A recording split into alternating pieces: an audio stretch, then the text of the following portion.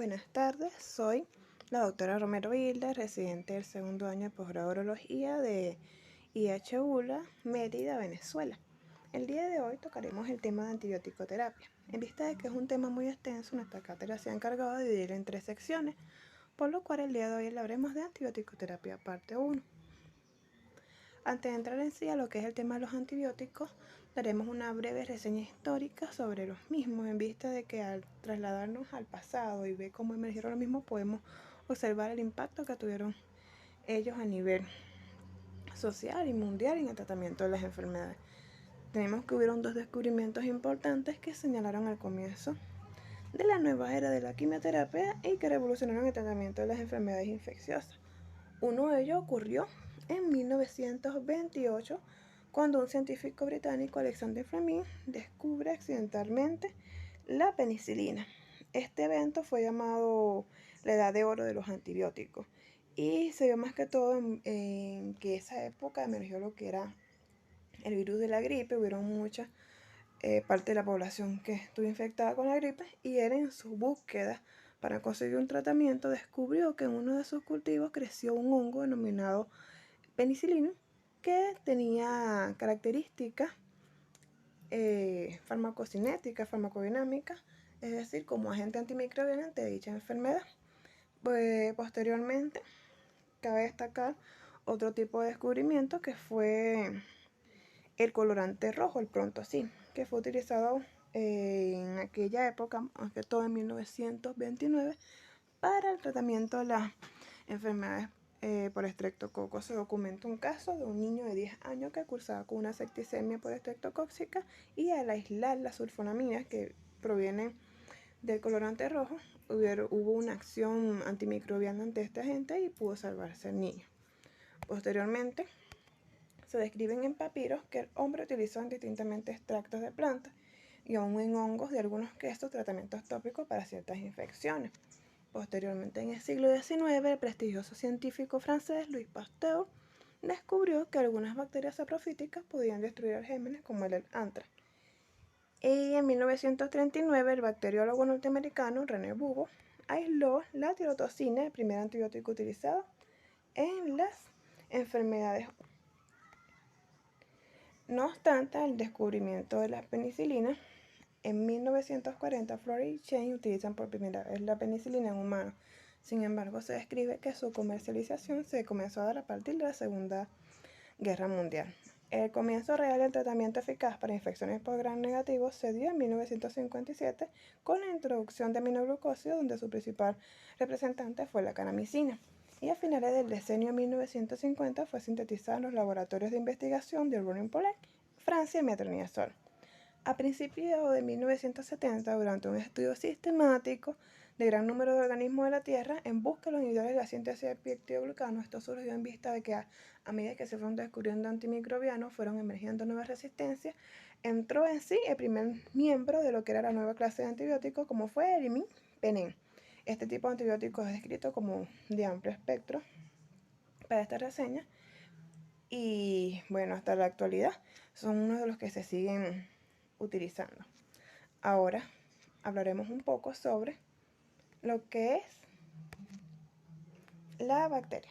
Tenemos que la célula bacteriana se diferencia de la célula animal en que esta es procariota. ¿Qué quiere decir procariota? Que poseen un tamaño variado, poseen diversas formas como pueden evidenciarse aquí en las láminas. Pueden ser esferas, barras, filamentos curvados, helicoidales, pueden ser coco, diplococo, pueden ser en racimos, y que a su vez estas no tienen núcleo definido como lo presentan los otros tipos de células animales. Ellas tienen organulos membranosos internos, pero no son lo mismo que presentan otras células como el aparato de Golgi, entre otros tipos de organelas.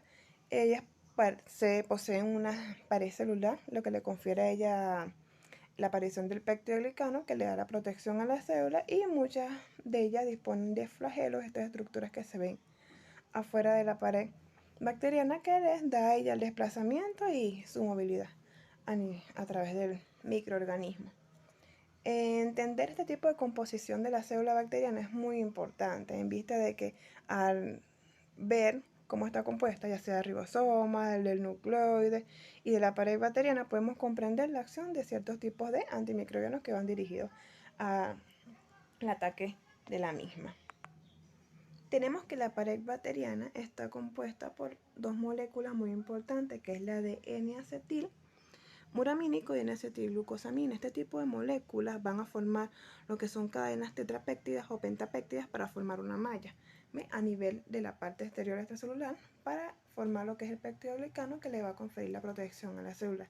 Este tipo de procedimiento se lleva a cabo en 3 fases. ¿Por qué nos importan estas 3 fases? En vista de que en cada una de estas fases van a ir dirigidas las acciones de los diferentes tipos de antimicrobianos. Por ejemplo, en la última fase, que es lo que es la formación del peptidoglucano, que no es más que el acoplamiento del N-acetilmuramínico con el N-acetilglucosamina, actúa en lo que es el grupo de la familia de la beta-lactamasa, inhibiendo este tipo de filiación y que se dé lo que es el reforzamiento de la pared bacteriana.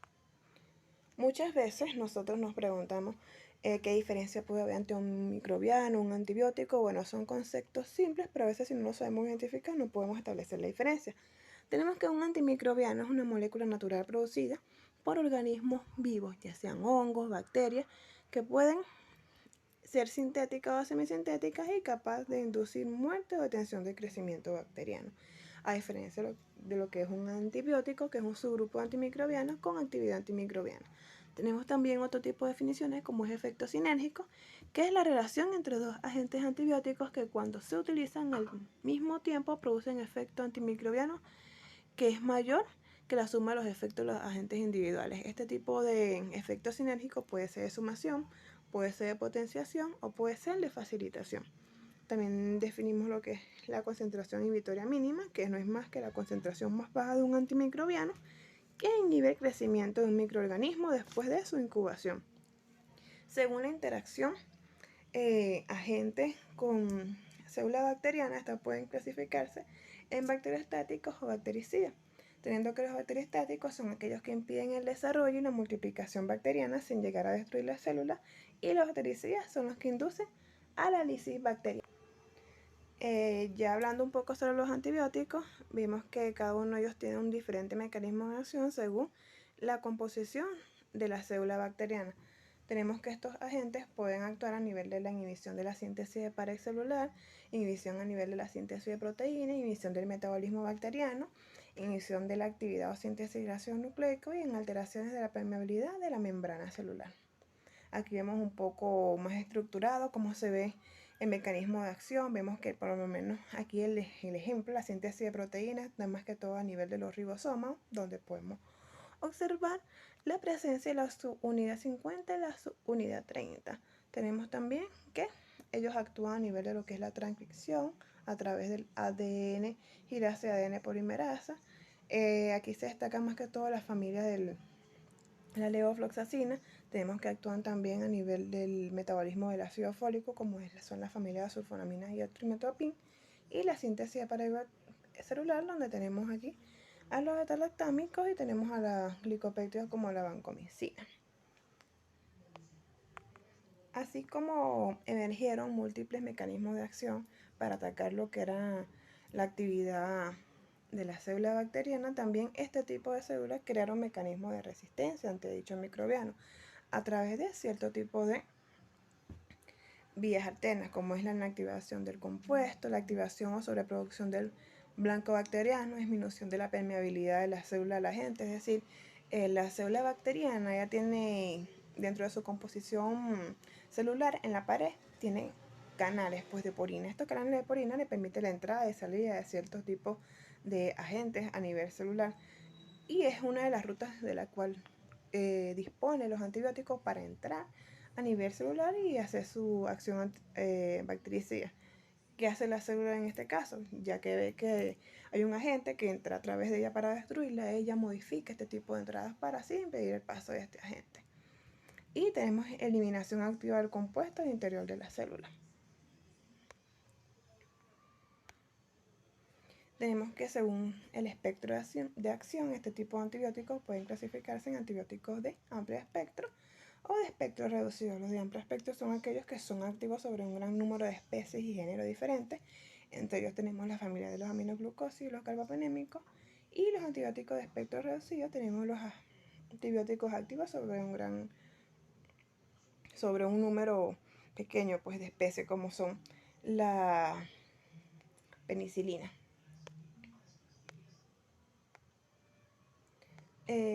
Antes del uso de cualquier antimicrobiano tenemos que tomar en cuenta cierto tipo de criterios, como entre los cuales se destacan el estado inmunitario del paciente. Tenemos que ver cómo están las condiciones, si es un paciente que no está desnutrido, si su sistema inmune no está comprometido, en vista de que no solo los antimicrobianos van a ir dirigidos a la destrucción de células bacterianas, sino también de células del propio organismo.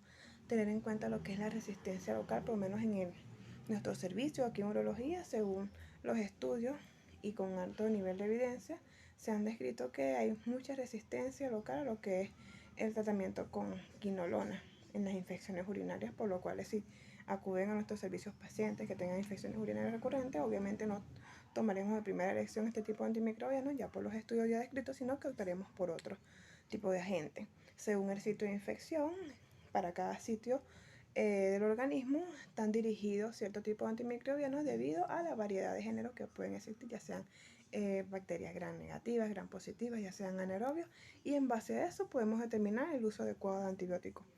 El cuadro clínico del paciente, pacientes que cursen con clínicas no leves o clínicas severas. Para cada uno de esos extremos están indicados o pautados ciertos tipos de antimicrobianos. La edad del paciente es muy importante. Tenemos que los dos extremos de la vida, los pediátricos y los ancianos. Para cada uno de ellos está indicada ciertas dosis de medicamentos, ya sea para los niños, todo es dosificado, y en ancianos debido a que la edad, si tienen patologías de base que hacen alteración de lo que es el filtrado glomerular, ciertos tipos de medicamentos van a estar regulados según el Clarín renal. Y también tener en cuenta cuándo debemos optar por la combinación de antimicrobianos. Este tipo, por ejemplo, lo podemos citar claramente en la gangrena de Fournier. Sabemos que es un tipo de infección que es polimicrobiana, entonces debemos utilizar múltiples agentes para hacer un buen sinergismo y atacar lo que es la infección de ese sitio. Hablando un poco sobre el principio del tratamiento antibiótico, tenemos que debemos identificar el germen, su susceptibilidad, los agentes antibacterianos a través de un cultivo, ya sea hemocultivo, cultivo de secreción, un coprocultivo y un urocultivo. Debemos determinar la farmacocinética y la farmacodinámica de ese agente antimicrobiano.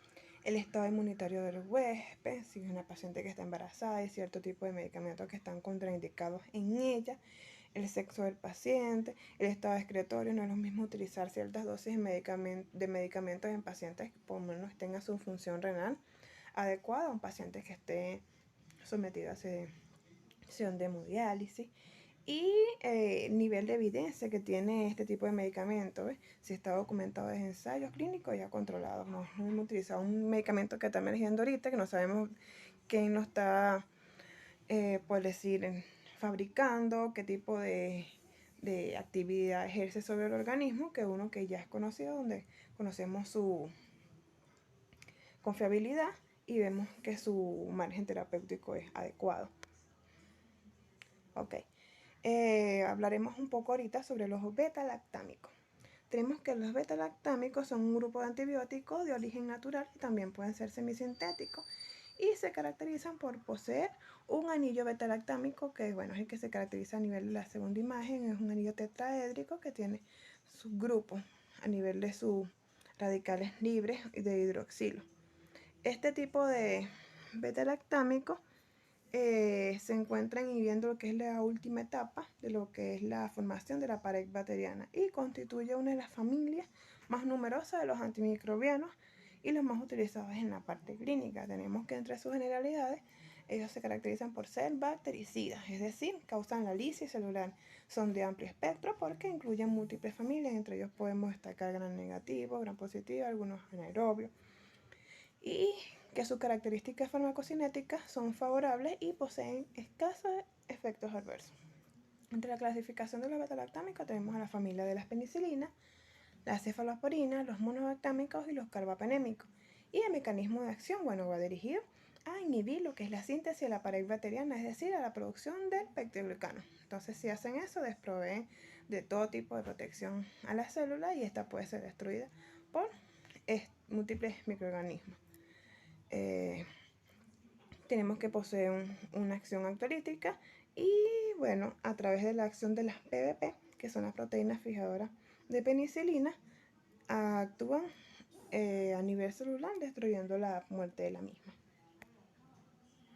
Aquí podemos ver en este esquema cómo es el mecanismo de acción de los beta-lactámicos. Como les expliqué, aquí vemos la formación de las moléculas del N-acetilmuramínico y M-acetilglutámico. Ellos necesitan este tipo de enzimas para ser transportadores exterior de las células y poder conformar la pared bacteriana que se ve en el segundo cuadrito. Entonces, ¿qué hacen los beta-lactámicos? Actúan aquí en la destrucción de la pared bacteriana, pues ellos evitan que se forme esa pared, inhibiendo la transpeptidación, que es la formación del peptidoglicano, y la hacen inestable, por lo cual la célula puede ser destruida por múltiples mecanismos, ya sea por inestabilidad de su propia pared celular o por la extravasación del líquido extracelular o intracelular que ocasiona que se hematice la célula y esta muera.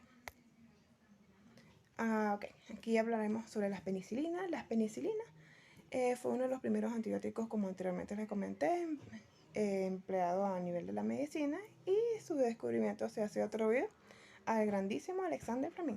Las penicilinas tienen un efecto eficaz contra las bacterias gram positivas, como los estreptococos y los estafilococos, gram negativas como los gonococos y meningococos, pero debe administrarse por bien parenteral debido a su alta sensibilidad al pH del estómago. Sin embargo, se han sintetizado otros tipos de penicilinas que sí son bien toleradas a nivel de la vía oral y pueden ejercer su efecto también a través de este tipo de administración.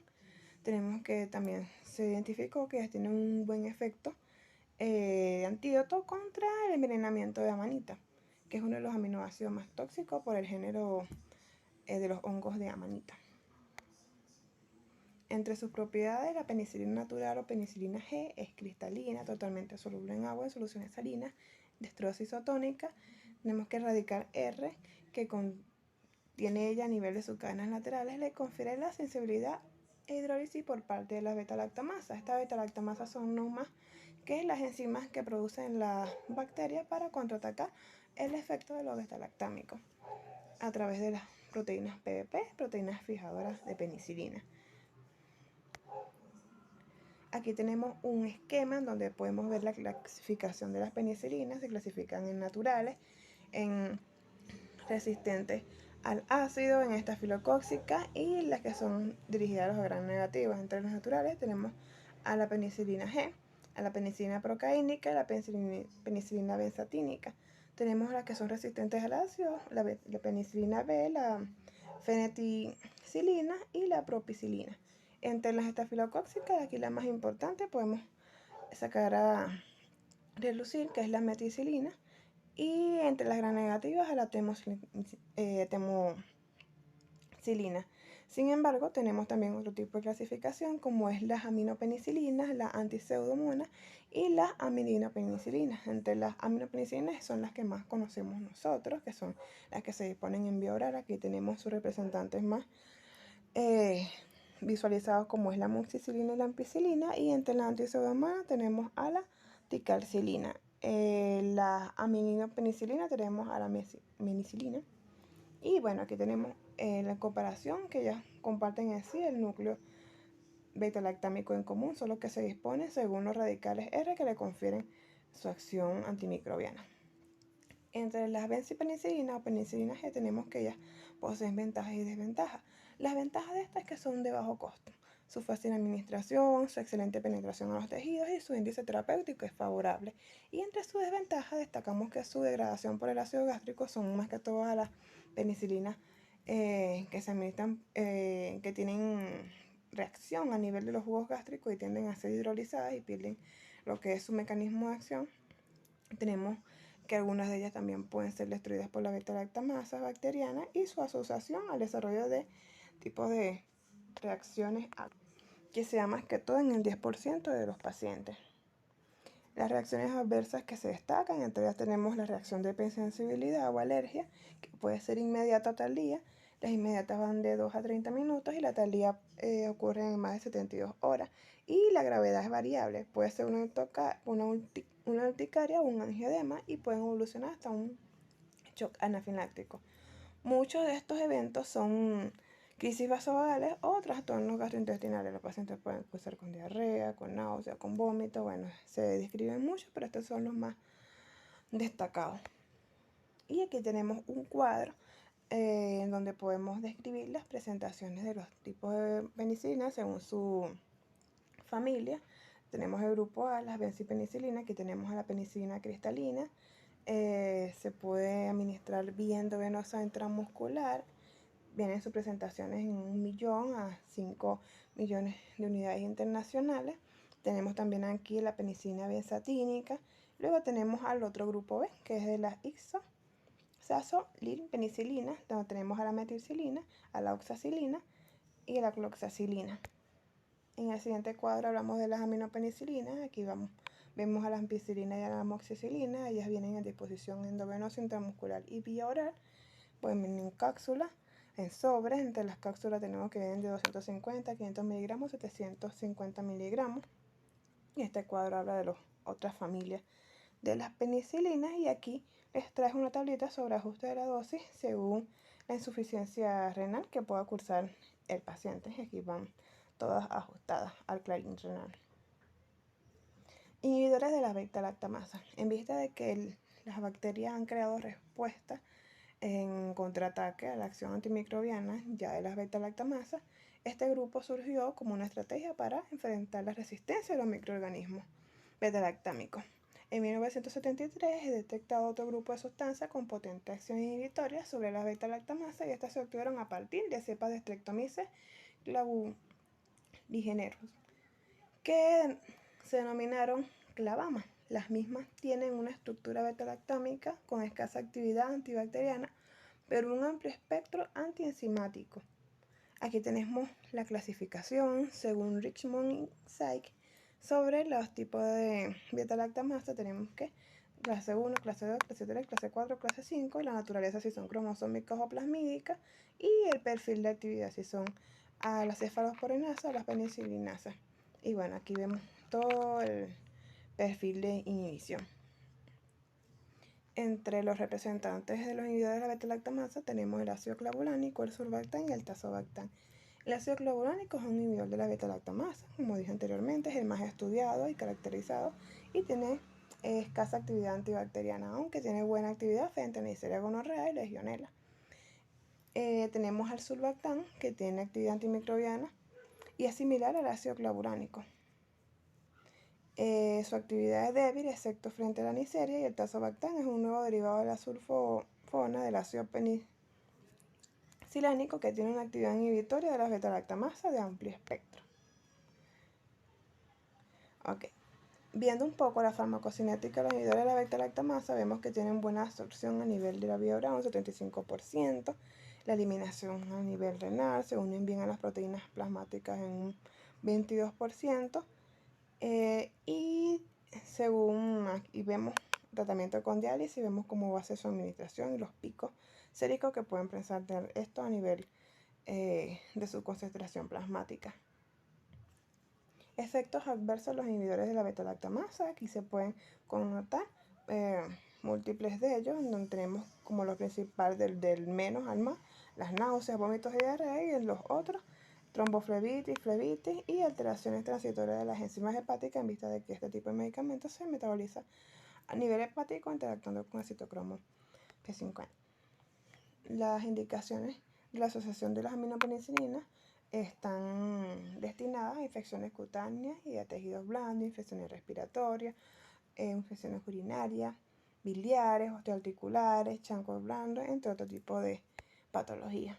Y aquí tenemos un cuadro sobre la presentación de medicamentos asociados a estos tipos de bloqueo de beta-lactamasa. Aquí vemos el ejemplar, la amoxicilina más ácido clavulánico, tabletas, suspensiones de 250 a 750 miligramos con 125 ácido clavulánico. Tenemos la ampicilina surfactán, tenemos la piperacilina tazobactán, y bueno, aquí está el ajuste de la dosis según la insuficiencia renal que pudiese cursar el paciente.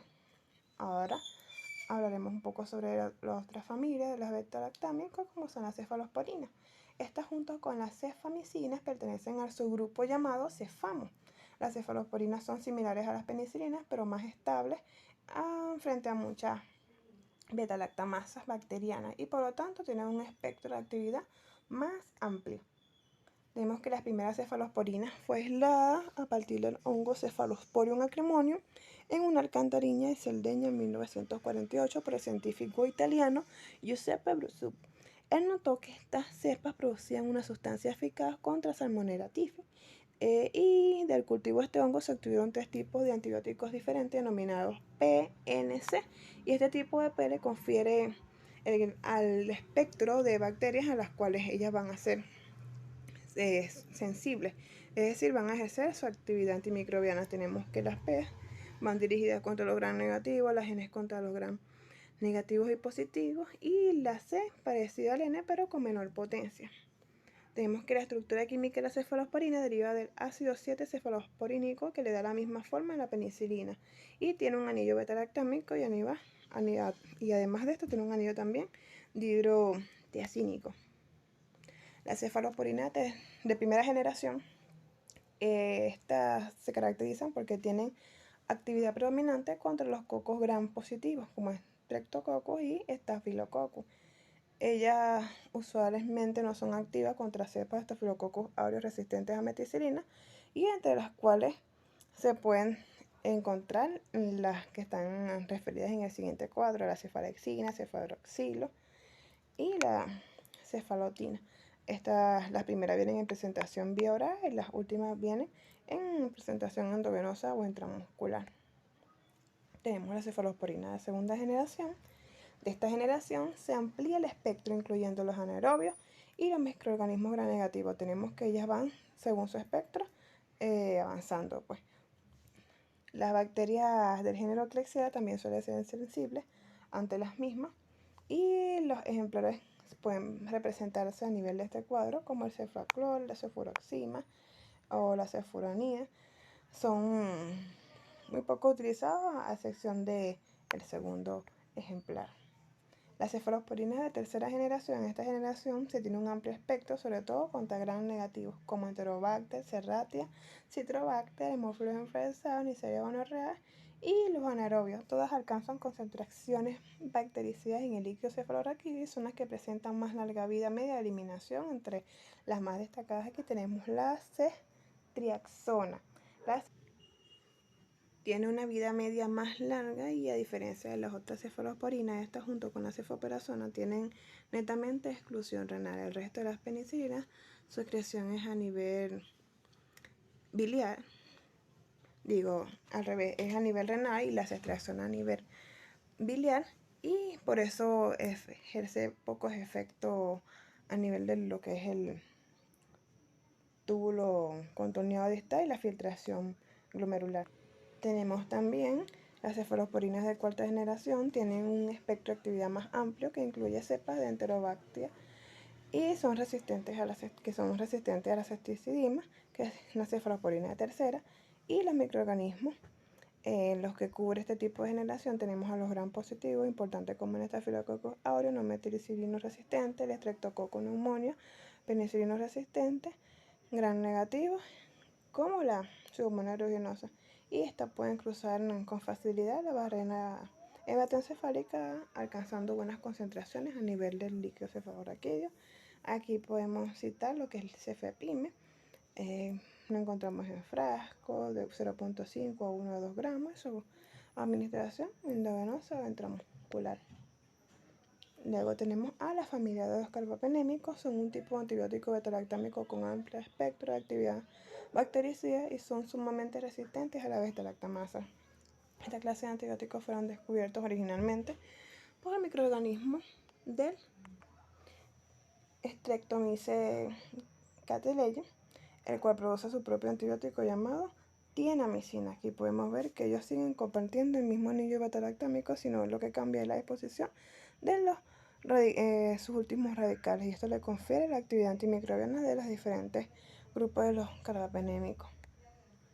Hablamos del imipenem, que es un antibiótico beta-lactámico de uso intravenoso. Tenemos que en 1985 fue el primero descubierto de esta familia y interviene en la síntesis de la pared celular de las bacterias sensibles. Tiene un gran espectro bacteriano que no incluye bacterias gram negativas, que incluyen bacterias gram negativas tanto aerobias como anaerobias. Especialmente es potente contra Pseudomonas aeruginosa, Acinetobacter y especies de enterococo.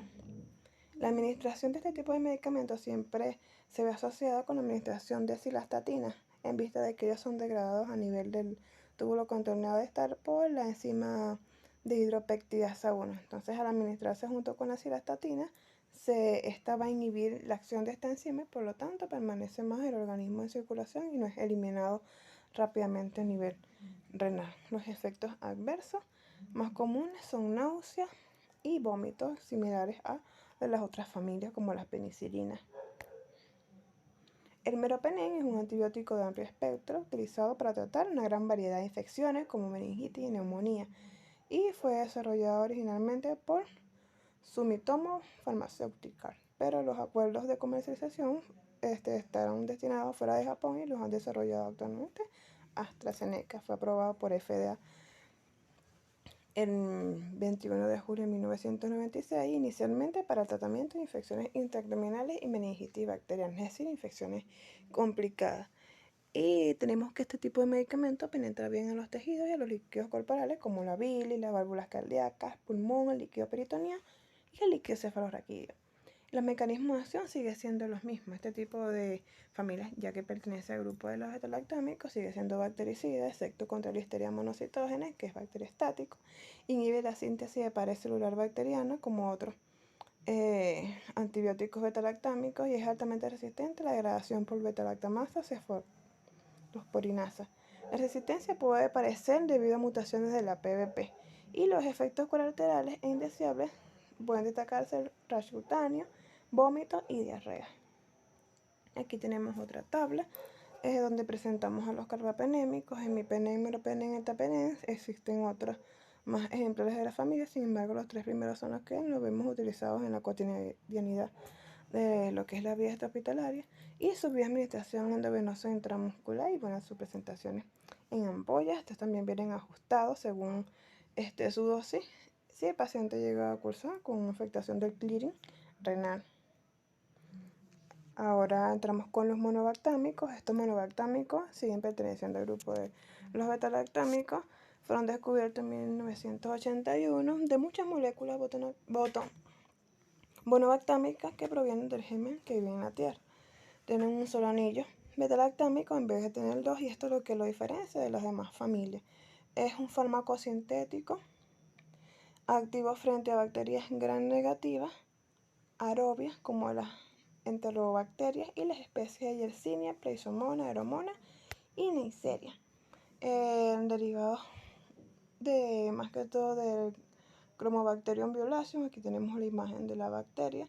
Tenemos el ejemplar Astronaut. Su actividad se asemeja, al igual que los aminoglucósidos, es muy activo frente a gonococo y Haemophilus influenzae, y estos interfieren en la síntesis de la pared bacteriana, tanto de bacterias gram positivas como bacterias gram negativas, y son bactericidas.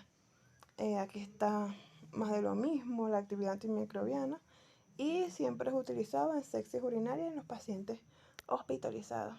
Aquí tenemos el cuadro donde vemos su presentación, vemos cuáles son las vías de administración y su dosificación, al igual que los anteriores, también está ajustado según el clearing renal. Y vamos a hablar sobre las otras familias que le dieron al boom de la era de los antibióticos. Bueno, más que todo de los antibióticos, de los quimioterapéuticos. Entre ellos tenemos que en 1908 Helmo, investigando las propiedades tintoriales de ciertos agentes, como le comenté del Prontosil, prepara la sulfanilamina. Y bueno, aquí viene a debutar este tipo de antimicrobiano al mundo. Tenemos que entre sus características son polvos blancos, son cristalinos, sus sabores amargos y son más solubles en pH alcalinos que en pH ácido, por lo que siempre se les recomienda al paciente ingerir alimentos antes de la administración de dicho medicamento vía oral, porque sus presentaciones no solamente vienen en vía oral, sino que también pueden venir en ampollas y suspensiones. Tenemos que se clasifican según su absorción y excreción rápida o su absorción rápida y excreción lenta. Según su absorción y excreción rápida tenemos de acción corta y de acción intermedia. Los de acción corta son aquellos que se utilizan principalmente para infecciones urinarias. Aquí los representantes tenemos la sulfacetamida. Y los de acción intermedia tenemos su absorción y su excreción es más lenta que los de acción corta y su mayor uso es asociado al trimethoprim. Y entre ellos tenemos el sulfametoxazol que se asocia con el trimethoprim en una relación del 5:1. Y entre los de absorción rápida y excreción lenta tenemos a los de acción prolongada. Se reservan para usos especiales y en la terapéutica general. Son más tóxicos y aquí tenemos a la sulfadimetoxina, entre otras familias, pero aquí tenemos los ejemplares y vemos su nombre genérico.